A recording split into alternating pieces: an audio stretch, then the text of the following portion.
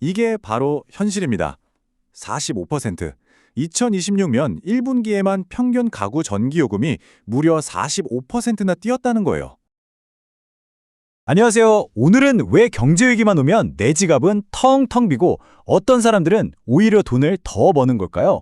그 진짜 이유 오늘 한번 제대로 파헤쳐 보겠습니다. 만약 여러분이 20대, 30대, 40대시라면 아마 지금 지갑 사정 정말 만만치 않을 겁니다. 근데 이게 그냥 경기가 안 좋아서 그런 걸까요? 아닙니다. 뭔가 더 근본적인 문제가 있다는 거죠. 자, 그럼 본격적으로 시작해 볼까요? 우리가 지금 겪고 있는 이 엄청난 물가 상승, 이거 그냥 우연이 아니에요. 사실 우리 경제 깊숙한 곳에 자리 잡은 구조적인 문제 때문에 나타나는 현상이라고 볼 수 있습니다. 아마 이 생각 다들 한 번쯤은 해보셨을 거예요. 아니 왜 내 월급 빼고는 다 오르는 거야? 월급은 몇 년째 그대로인 것 같은데 전기요금 고지서만 보면 한숨 나오고 장 보러 가면 깜짝깜짝 놀라고 대출 이자는 또 왜 이렇게 오르는지. 그렇죠? 보세요. 이게 바로 현실입니다. 45%. 2026년 1분기에만 평균 가구 전기요금이 무려 45%나 뛰었다는 거예요. 이건 그냥 신문에 나오는 숫자가 아니라 매달 우리 집 가계부를 직접 때리는 아주 현실적인 고통인 거죠. 특히 2040 세대 정말 힘듭니다. 집값은 천정부지로 올랐지 금리는 계속 오르지. 월급은 그대로인데 먹고 사는데 드는 돈은 계속 늘어나고 가계빚은 또 어떻고요?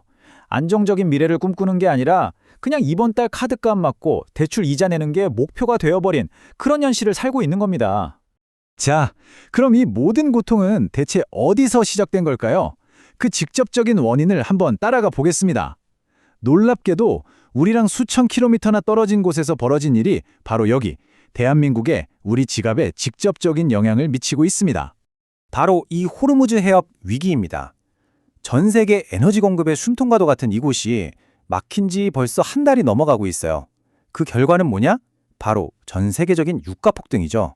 이 그래프를 보시면 우리나라가 얼마나 취약한 구조인지 바로 알 수 있습니다. 에너지를 거의 100% 수입에 의존하는 우리나라는 이런 외부 충격에 정말 속수무책일 수밖에 없어요. 원유 수입 가격은 폭등하고 무역 적자는 눈덩이처럼 불어나는 거죠. 아주 즉각적이고 또 아주 심각하게요. 자, 여기서 정말 중요한 질문이 나옵니다. 이렇게 힘든 상황에서 우리가 내는 돈, 특히 세금은 과연 어디로 흘러 들어가는 걸까요? 정부가 물가 안정을 위해 노력한다고는 하는데 과연 그 돈으로 진짜 배를 불리는 건 누구인지 한번 따라가 보시죠.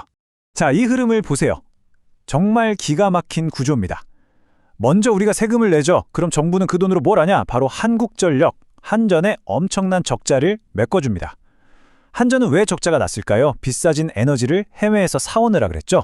그럼 그 돈은 결국 어디로 갈까요? 맞습니다. 한전을 거쳐서 해외의 거대 에너지 기업들 그리고 국내 민간 발전사들의 주머니로 들어가는 겁니다. 결국 우리의 피 같은 세금이 그들의 역대급 이익이 되는 그런 구조인 셈이죠. 정부가 전기요금을 동결하는 것처럼 보여도 사실 우리는 세금이라는 형태로 그 돈을 이미 내고 있다는 거예요. 그 돈이 단지 정부 주머니를 한번 거쳐서 에너지 회사들의 이익이 될 뿐이라는 거죠. 그렇다면 이 잘못된 구조, 이 망가진 시스템을 어떻게 바로 잡아야 할까요? 단순히 보조금 좀 쥐어주는 걸로는 어림도 없겠죠. 더 근본적인 해법이 필요합니다. 보통 두 가지 방법이 있죠. 하나는 당장 급한 불만 끄는 단기 처방, 에너지 가격을 억지로 누르거나 보조금을 주는 식이죠. 하지만 이건 문제의 본질을 그냥 덮어두는 거나 마찬가지예요.